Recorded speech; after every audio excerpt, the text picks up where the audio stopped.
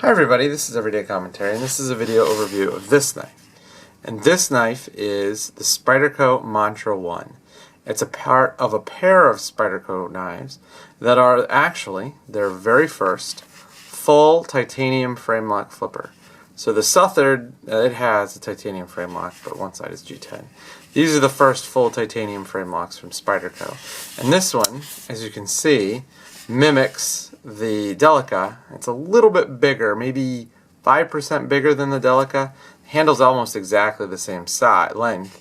It's a little taller. The scallops are in slightly different places, but the blade is noticeably longer. If you have a Delica, you'll notice that the handle, the blade does not come anywhere near the tip of the handle, and here on the Mantra it takes up almost the entire handle. This and the other Mantra, the Mantra 2, are both Taichung, Taiwan made Spydercos. They have superb, or this one has, superb fit and finish. This one has some really good flipping action. They both run M4 steel, which is a really, really good steel. I like the steel a lot. It's not the most rust resistant steel in the world, but it is really, really sharp, and it stays sharp for a very, very long time. I had it on the Spyderco Air. This is a review sample sent to me by Blade HQ. So a couple other things. I want to go through this really carefully because this is a really, really good knife. First of all, it has a deep carry wire pocket clip, and the wire is much more like, not like this wire, sort of wobbly wire on the Techno, which is probably my only real critique of the Techno, but it's more like the wire on the Cali 3, which is a very, very, very, very strong wire. The deep carry wire clip works well here. A couple other things that are nice about this knife. The shape of the flipper is just superb. There's enough of the point that it'll attract the meat of your finger to make for easy firing, but there's not so much of a point as to wear a hole in your finger over time, which some flippers do. A couple other things that are really nice about this knife. If you notice, there's a lot of design cues from the Delica, but if you're a careful student of the Spyderco form, you will notice that this is actually a lot of cues from the Cali 3. So first of all, if you notice, the tang is not exposed. On the Delica, the tang is exposed. And the way that they did this here is they sort of shallowed out this cut. On the Delica, the cut is really steep, so it almost comes to a point here. Whereas on this knife, it just kind of is a shallow dip. So there's no tang to catch on your pocket or attract dust or lint. Other thing that's very much like the Cali 3 is that the hump has been rounded over. On some Spydercos, like the Delica, the hump is actually quite pointy. And so when you get to the end of this thumb ramp, there's like a point there. And on the Cali 3, the Cali 3 was the first knife, to my knowledge, other than the UKPK, which the Cali 3 is based on, that got rid of that point. And this one has an even more pronounced hump. It's almost like the Sage, where there's, it's really just a bump. There's no sticking point at all. A couple other things that remind me of the Cali 3. The plunge line on the Delica basically comes straight down. If you look at the plunge line on the Cali 3, it's a little more angled, and on the Mantra, it's like a true diagonal.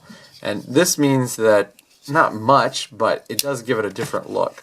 Finally, like the Cali 3 and not like the original Delica, this is a full flat grind. And the end result is that this knife is an excellent slicing knife, one of the best slicers I've had in a long time. It's a relatively wide and tall blade, and it cuts very well.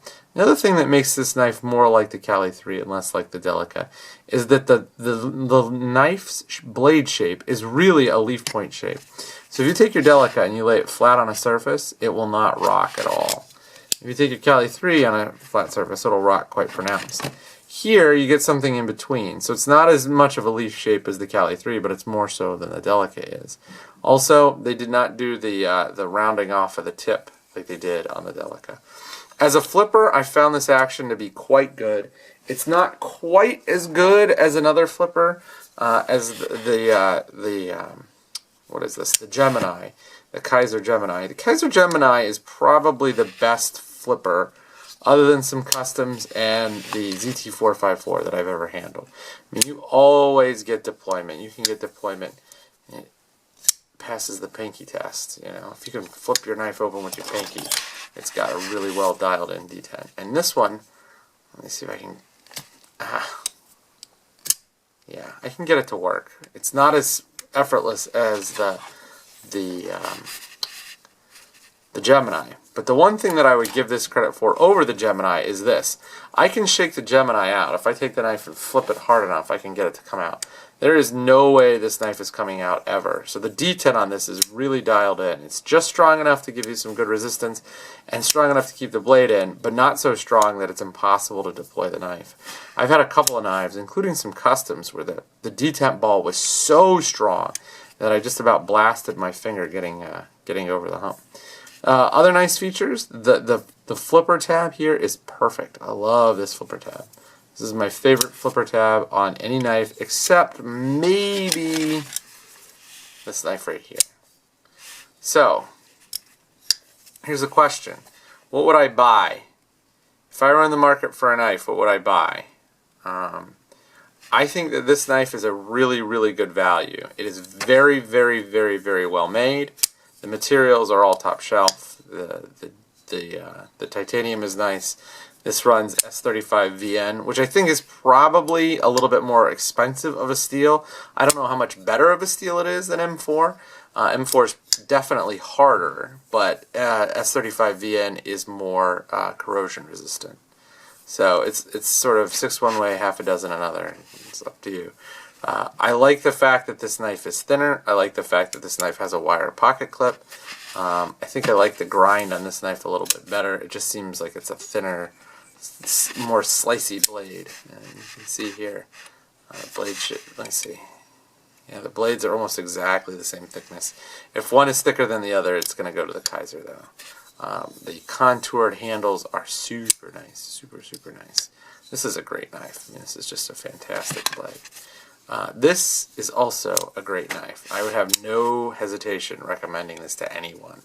It's a really, really well-made knife, and it's great to see Spyderco coming out with something that is not just a collaboration. I like to see in-house stuff. By the way, as you can see, let's see. Boop. There you go. There it is. There's the E. There's Eric's E. So this is an Eric Glesser design, but the Delica is a Sal Glesser design, and this is very close to the Delica. So a review of this knife will be coming soon, but suffice to say, this is a great knife. You can, like if you're in the market for a titanium frame lock flipper, and you don't want to buy a Kaiser, and you don't want to buy any of the ZTs, you will not be disappointed with this knife. It's very, very good. So there's the Spyderco Mantra 1 video overview, and a review will be coming soon. Thanks.